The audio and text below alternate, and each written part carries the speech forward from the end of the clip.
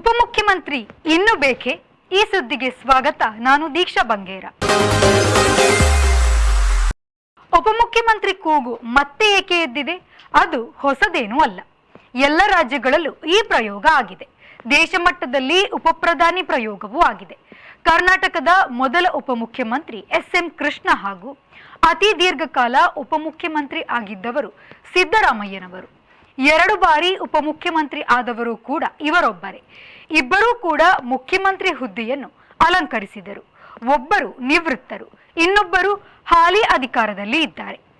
ಭಾರತ ದೇಶ ಮಟ್ಟದಲ್ಲಿ ಉಪಪ್ರಧಾನಿ ವಿಷಯ ಕೂಡ ಸಾಕಷ್ಟು ಬಾರಿ ಚರ್ಚೆಯಾಗಿತ್ತು ಮತ್ತು ಅಂತ ಸಂದರ್ಭಗಳಲ್ಲಿ ಉಪಪ್ರಧಾನಿಗಳ ನೇಮಕವೂ ಆಗಿತ್ತು. ನೆಹರೂರವರ ಕಾಲದಲ್ಲಿ ಇದು ಚರ್ಚೆಗೆ ಬಂದಿತ್ತು. ಸರ್ದಾರ್ ವಲ್ಲಭಭಾಯ್ ಪಟೇಲರನ್ನು ಭಿನ್ನಮತಕ್ಕೆ ಅವಕಾಶವಾಗದಂತೆ ಜವಾಹರ್ಲಾಲ್ ನೆಹರೂರವರು ಉಪಪ್ರಧಾನಿ ಮಾಡಿದ್ದರು. ಗಾಂಧೀಜಿಯವರ ಸಲಹೆಯು ಅದಕ್ಕೆ ಕಾರಣವಾಗಿತ್ತು. 1950ರಲ್ಲಿ ಪಟೇಲರು ನಿಧನರಾದುದರಿಂದ ಅವರ ಅವಧಿ 3 ವರ್ಷ ಮಾತ್ರ ಇತ್ತು. ಒಳಾಡಳಿತ ಮಂತ್ರಿಯಾಗಿ ಅವರು ಅರೆಸೊತ್ತಿಗೆಗಳನ್ನು ಇಂಡಿಯಾ ಒಕ್ಕೂಟ ಸೇರಿಸುವಲ್ಲಿ ಪ್ರಮುಖ ಪಾತ್ರ ವಹಿಸಿದ್ದರು. 1967-69ರ ನಡುವೆ ಇಂದಿರಾ ಗಾಂಧಿಯವರ ಸಂಪುಟದಲ್ಲಿ ಮೊರಾರ್ಜಿ ದೇಸಾಯಿಯವರು ಉಪಪ್ರಧಾನಿಯಾಗಿದ್ದರು.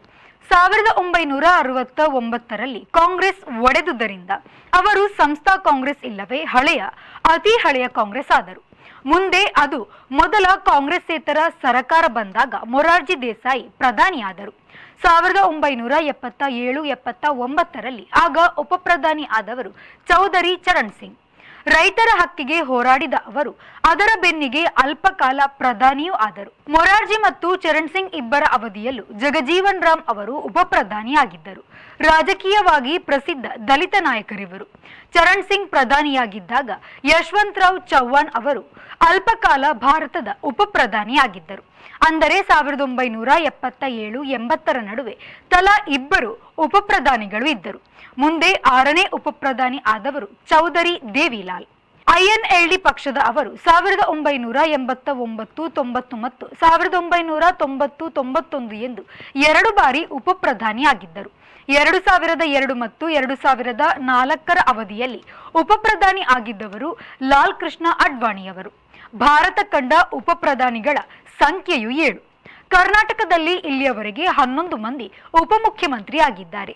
ಹಾಲಿ ಉಪಮುಖ್ಯಮಂತ್ರಿ ಎಂದರೆ DK ಶಿವಕುಮಾರ್ ಅವರು. ಒಬ್ಬರೇ ಉಪಮುಖ್ಯಮಂತ್ರಿ ಇದ್ದಾಗ ಮುಖ್ಯಮಂತ್ರಿಗಳ ಬೆನ್ನಿಗೆ ಅವರೇ ಎಂಬುವುದು ಸ್ಪಷ್ಟ. ಹೆಚ್ಚು ಉಪಮುಖ್ಯಮಂತ್ರಿಗಳು ಇದ್ದಾಗ ಇಲ್ಲವೇ ಆದಾಗ ಇದು ಅಸ್ಪಷ್ಟ. ಆದರೂ ಆಡಳಿತದ ದೃಷ್ಟಿಯಿಂದ ಆ ರೀತಿ ನಂಬರ್ ಗೇಮ್ ಇರುತ್ತದೆ. ಏಕೆಂದರೆ ಮುಖ್ಯಮಂತ್ರಿಗಳ ಅನುಪಸ್ಥಿತಿ ಇಲ್ಲವೇ ತುರ್ತು ಸಂದರ್ಭಗಳಲ್ಲಿ 2ನೇ ಸ್ಥಾನದಲ್ಲಿ ಇರುವವರು ಮುಖ್ಯಮಂತ್ರಿಗಳ ಕರ್ತವ್ಯ ನಿಭಾಯಿಸುವ ಜವಾಬ್ದಾರಿ ಅವರದಿರುತ್ತದೆ.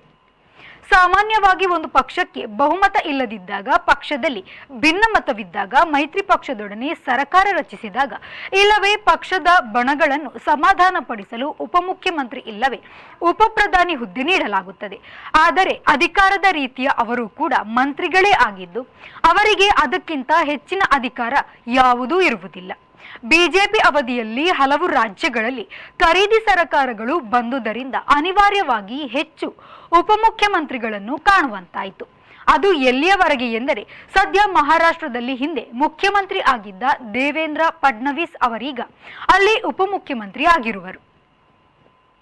ಕರ್ನಾಟಕದಲ್ಲಿ 1992ರಿಂದ 1994ರವರೆಗೆ ಇದ್ದ ರಾಜ್ಯದ ಮೊದಲ ಉಪಮುಖ್ಯಮಂತ್ರಿ ಎಂದರೆ ಸೋಮನಹಳ್ಳಿ ಎಂ ಕೃಷ್ಣ ಅವರು. ಸೋಮನಹಳ್ಳಿ ಎಂ ಕೃಷ್ಣ ಅವರು ರಾಜ್ಯದ 2ನೇಯ ಉಪಮುಖ್ಯಮಂತ್ರಿಯಾದಾಗ ಎಸ್ ಸಿದ್ದರಾಮಯ್ಯನವರು 2 ಬಾರಿ ಉಪಮುಖ್ಯಮಂತ್ರಿ ಆಗಿದ್ದರು.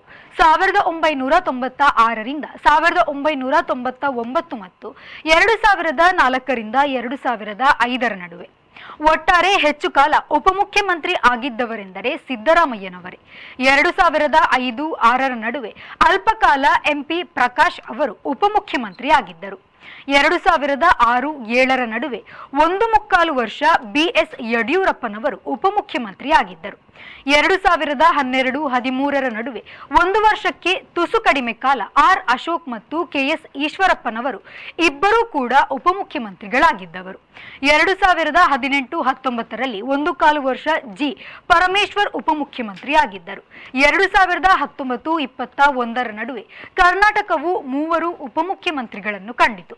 ಅವರು ಅಶ್ವತ್ಥ ನಾರಾಯಣ್, ಗೋವಿಂದ ಕಾರಜೋಳ ಮತ್ತು ಲಕ್ಷ್ಮಣ್ ಸವದಿ. ಬಿಜೆಪಿಯು ಕರ್ನಾಟಕದಲ್ಲಿ ಬಹುಮತ ಪಡೆದುದಿಲ್ಲವಾದ್ದರಿಂದ ಹೆಚ್ಚು ಉಪಮುಖ್ಯಮಂತ್ರಿಗಳನ್ನು ಮಾಡಿತ್ತು. 2023 ಡಿಕೆ ಶಿವಕುಮಾರ್ ಉಪಮುಖ್ಯಮಂತ್ರಿ ಸ್ಥಾನದಲ್ಲಿದ್ದಾರೆ. ಈಗ ಮುಖ್ಯವಾಗಿ ಸಚಿವ ಕ್ಯಾತ್ಸಂದ್ರ ಎನ್ ರಾಜಣ್ಣ ಮತ್ತು ಸತೀಶ್ ಜಾರಕಿಹೊಳಿ ಕಡೆಯವರು ಉಪಮುಖ್ಯಮಂತ್ರಿ ಸ್ಥಾನದ ಬೇಡಿಕೆ ಎತ್ತಿದ್ದಾರೆ. ರಾಜಕೀಯ ಪಕ್ಷಗಳಲ್ಲಿ ಏನೇ ತೀರ್ಮಾನವಾದರೂ ಅದು ಅಂತಿಮಗೊಳ್ಳುವುದು ಆ ಪಕ್ಷಗಳ ಹೈಕಮಾಂಡ್ನಲ್ಲಿ. ಈ ಉಪಮುಖ್ಯಮಂತ್ರಿ ಬೇಡಿಕೆ ವಿಷಯವು ಹಾಗೇ ಆಗಬೇಕಾಗಿದೆ. ಕಾಂಗ್ರೆಸ್ಸಿನಲ್ಲಿ ಈಗ ಹಲವು ಪ್ರಮುಖ ಜಾತಿ ಜನ ವರ್ಗಗಳಾದ ಲಿಂಗಾಯುತ, ದಲಿತ, ಒಬಿಸಿ ನಡುವೆ ಅಧಿಕಾರ ಹಂಚಿಕೆಯಾಗಲು ಹಲವು ಉಪಮುಖ್ಯಮಂತ್ರಿಗಳ ಸ್ಥಾನ ಕೇಳಲಾಗುತ್ತಿದೆ. ಆದರೆ ಬಿಜೆಪಿಯು ಕಳೆದ ಬಾರಿ ದಲಿತ, ಲಿಂಗಾಯುತ, ಒಕ್ಕಲಿಗ ಎಂದು 3 ಉಪಮುಖ್ಯಮಂತ್ರಿಗಳನ್ನು ಹೊಂದಿದ್ದರೂ ಅದು ಅನಂತರದ ಚುನಾವಣೆಯಲ್ಲಿ ಗೆಲ್ಲಲಿಲ್ಲ. ಬಿಜೆಪಿಯು ಕರ್ನಾಟಕದಲ್ಲಿ ಒಮ್ಮೆ ಕೂಡ ಬಹುಮತ ಪಡೆದುದಿಲ್ಲ. ಅದು ಖರೀದಿ ಸರ್ಕಾರ ಮಾತ್ರ ನಡೆಸಿದೆ. ಹಾಗಿರುವಾಗ ಹೆಚ್ಚು ಉಪಮುಖ್ಯಮಂತ್ರಿಗಳ ಅನುಕೂಲ ಏನಿದ್ದೀತು? ಕೇಂದ್ರದಲ್ಲಿ ದುರ್ಬಲ ಜನತಾ ಬಿಜೆಪಿ ಸರ್ಕಾರಗಳಿದ್ದಾಗ ಇಬ್ಬಿಬ್ಬರು ಉಪ ಪ್ರಧಾನಿಗಳನ್ನು ಮಾಡಲಾಗಿತ್ತು. ಆದರೆ ಅದರಿಂದ ಆಗ ಆ ಪಕ್ಷಗಳಿಗೆ ಚುನಾವಣಾ ಲಾಭವೇನೂ ಆಗಲಿಲ್ಲ. ಹಾಗಾಗಿ ಉಪ ಪ್ರಧಾನಿ ಮತ್ತು ಉಪ ಮುಖ್ಯಮಂತ್ರಿಗಳ ಆಯ್ಕೆಯು ಆಗಿನ ಸರ್ಕಾರವನ್ನು ಉಳಿಸಿಕೊಳ್ಳುವ ಮಟ್ಟಿಗೆ ಮಾತ್ರ ಇರುತ್ತದೆ ಎಂಬುವುದಂತೂ ಸ್ಪಷ್ಟ. ಕರ್ನಾಟಕದಲ್ಲಿನ ಈಗಿನ ಕಾಂಗ್ರೆಸ್ ಸರ್ಕಾರವಂತೂ ಈಗ ದುರ್ಬಲವಿಲ್ಲ, ಬಹುಮತ ಇಲ್ಲದ್ದೂ ಅಲ್ಲ. ಇದು ಈ ಹೊತ್ತಿನ ಸುದ್ದಿ. ನಿರಂತರ ಸುದ್ದಿ ಮತ್ತು ಮನೋರಂಜನೆಗಾಗಿ V4 ನ್ಯೂಸ್ನ ಫೇಸ್ಬುಕ್ ಪೇಜ್ ಫಾಲೋ ಮಾಡಿ ಹಾಗೂ ಯೂಟ್ಯೂಬ್ ಚಾನಲ್ ಸಬ್ಸ್ಕ್ರೈಬ್ ಮಾಡಿ.